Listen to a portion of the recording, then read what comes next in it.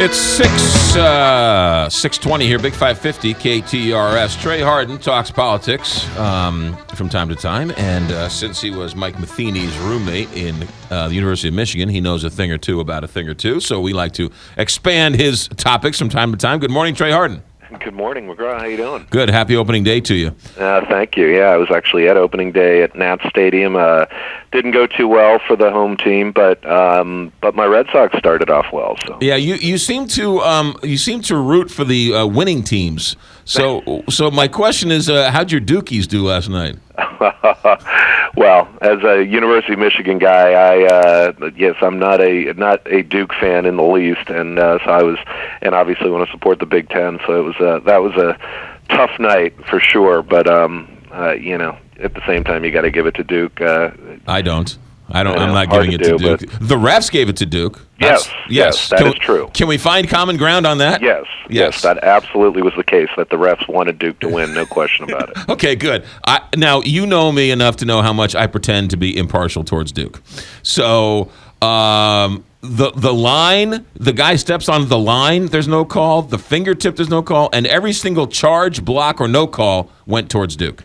Well, the biggest thing, I was actually watching the game with a buddy who used to ref basketball in high school, and there I guess the discrepancy between the fouls, between how many Wisconsin had and how many Duke was very, very large. I think something in the second half from like 11 or 12 to like 4, and that's just not supposed to happen. It's not supposed to be the case, and it really brings officiating into question. And so that was telling. But yes, those specific examples you're referencing, I mean, it just how you can miss those even after going to the to the TV monitor, I think is just it's egregious. And listen. Duke won. They're going to be the champions at the end of the day, but I mean, it's got to bring the officiating into question. Wisconsin, I think, had 3 fouls called against them in the first half, and as you said, 12 or 13 in the second half, which is just that just doesn't happen. There's something wrong there.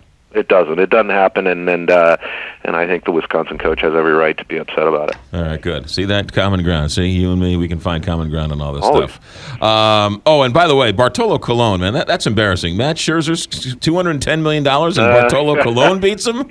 Yep, that's going to be the scrutiny on Max Scherzer for the Nats every time he goes out on the mound, is that $210 million contract.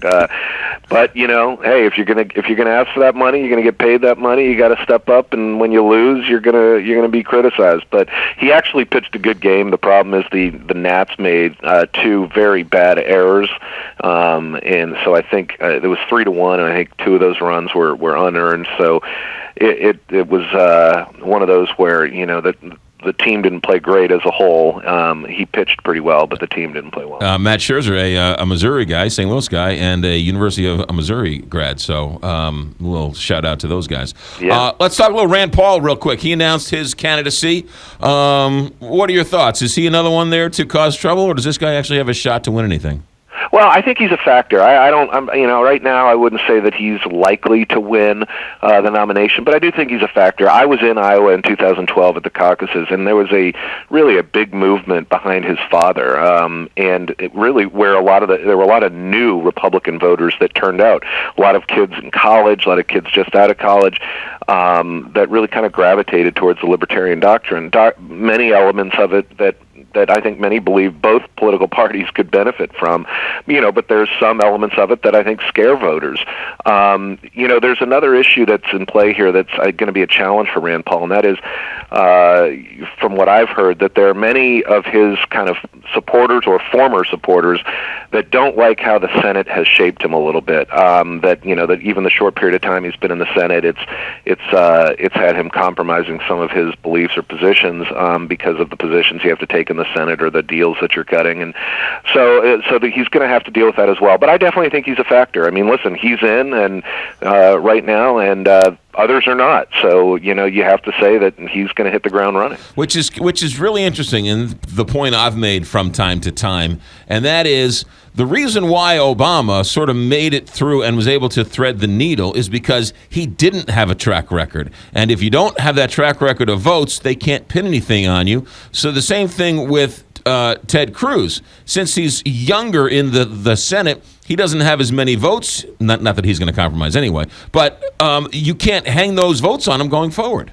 Yeah, that's exactly right. That's a good point. But there's, it also works the other way too on the experience level. I mean, here we have a very unpopular president, President Obama, and someone that now I think even people in his own party, have regrets of him being there, and a lot of it has really been kind of amateur hour and based on just such little experience on how to navigate politics in Washington. And he, so if Ted Cruz or Rand Paul, I mean, there's really not much of a difference when it comes to experience than with our current president. And I think that that's going to be another challenge for people like Ted Cruz and Rand Paul. Speaking of the president, speaking of those Democrats, Chuck Schumer, who has been lockstep and barrel with President Obama, showing a little daylight between him and the presidency over this Iran deal. What's that story about? Yeah, a lot of daylight, actually, and there's a lot of daylight with a lot of Democrat leaders and the president on Iran, on this Iranian deal, because they know it's a bad deal, or they know that it's really not any deal at all. To be quite honest with you, that it's not a real trust but verify situation. I mean, it's just something that the president is going to be long gone and out of office before we see if it really works or if it really doesn't. And I think most people think it's not going to. The president came into office in 2008 wanting to, quote, change the world and change the world's view of the United States. We all thought it was unrealistic then, and I think it's proven to be unrealistic now. It's just not going to happen in certain parts of the world. There are going to be nations that don't like us, will never like us, want to get rid of us, whatever words you want to put on it, and that's just the reality, and it's just the world we live in, and it's probably never, ever going to change. Maybe it's a noble idea on his part to try to do it, but it's just not realistic, and therefore it's bad governing to a certain degree. But he needs an accomplishment before he leaves office, and I think he's looking at this as one, but I don't think many people are going to agree that it was a big accomplishment. We don't have enough time to get into it now, but Chuck Schumer, senator of New York, wants what? Wants the Senate to confirm this, or have the Senate's 2 cents in on this? What's the actual story? Well, I mean, he wants the Congress to be able to vote, to support, endorse it, or vote it down. And I think it's pretty telling because he knows that if they voted on it, it would go down right now. I mean, it's the Republicans.